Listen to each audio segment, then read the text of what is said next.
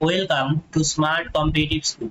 আজকে আমি কারেন্ট অ্যাফেয়ার্সের 28, 29 এবং 30শে এপ্রিল 2025-এর বাছাই করা কারেন্ট অ্যাফেয়ার্স গুলোকে নিয়ে এসেছি। এর আগের পর্বগুলোতে আমি কয়েকদিনের কারেন্ট অ্যাফেয়ার্স গুলোকে কমপ্লিট করেছি। তোমরা যদি ভিডিওগুলিকে দেখে না থাকো তাহলে আমার প্লেলিস্ট থেকে সেই সমস্ত ভিডিওগুলিকে দেখে নেবে। তাহলে চলো আজকের যে নতুন কারেন্ট অ্যাফেয়ার্স গুলো রয়েছে সেগুলো নিয়ে আলোচনা করা যাক। প্রথম প্রশ্ন দেখো কি বলেছে, লতা দীননাথ মঙ্গেশকর পুরস্কার 2025-এ সম্মানিত হলেন কে? উত্তর কি হচ্ছে, সেটা হচ্ছে কুমার মঙ্গলম বিড়লা। কুমার মঙ্গলম বিড়লা তিনি লতা দীননাথ মঙ্গেশকর পুরস্কার 2025-এ ভূষিত হলেন। আচ্ছা, তোমরা কমেন্ট বক্সে কমেন্ট করে জানাবে যে লতা মঙ্গেশকর কত সালে ভারতরত্ন পুরস্কার পান। Which country has recently achieved success in gene therapy for hemophilia?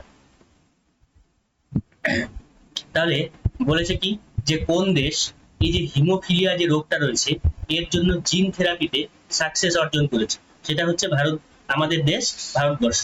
তাহলে ইন্ডিয়া হচ্ছে এই সাকসেসটা পেয়েছে।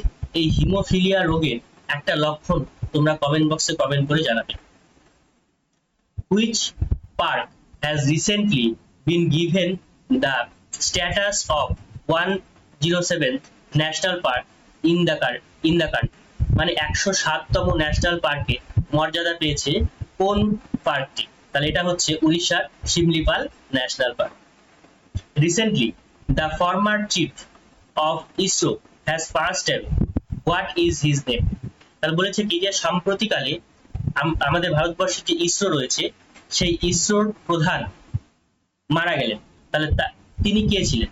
তিনি ছিলেন, তার নাম ছিল ডক্টর কে কস্তুরী রঙ্গন। কে কস্তুরী রঙ্গন ইনি ছিলেন ফর্মার চিফ অফ ইসরো, মানে ভারতবর্ষের যে ইসরো রয়েছে মহাকাশ গবেষণা সংস্থা তার প্রধান ছিলেন। ঠিক আছে, এরপরে দেখো 29 তারিখে, where will India's first floating ঘাট বি বিল্ট?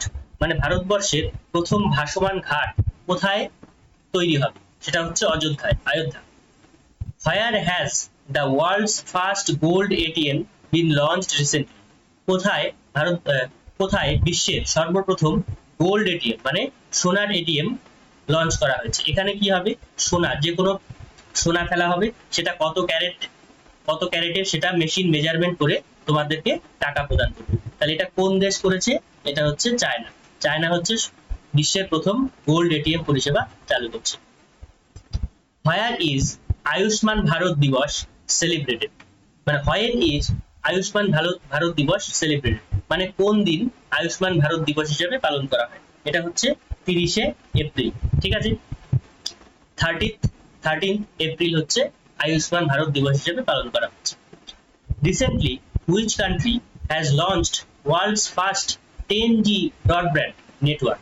মানে এখন বর্তমানে 5G চলছে, ঠিক আছে, কিন্তু কোন দেশ সর্বপ্রথম 10G নেটওয়ার্ক পরিষেবা, একটা লিমিটেড পরিষেবার মধ্যে এটা চালু হয়েছে, এটা কোথায়? সেটা হচ্ছে সবার প্রথম যে দেশটা সেটা হচ্ছে China.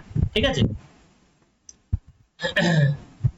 which bank recently launched the গ্রাহক মিত্র ইনিশিয়েটিভ? গ্রাহক মিত্র ইনিশিয়েটিভ এই সূচনাটা কোন ব্যাংক করেছে? এটা হচ্ছে ভারতীয় স্টেট ব্যাংক, SBI। তাহলে দেখো এই যে বিগত 3 দিনের যে কারেন্ট অ্যাফেয়ার্স, একদম বাছাই করা কারেন্ট অ্যাফেয়ার্স কিন্তু তোমাদের জন্য নিয়ে এসেছি। তোমাদের যদি কোনো সমস্যা থাকে অবশ্যই কমেন্ট বক্সে কমেন্ট করে জানাবে।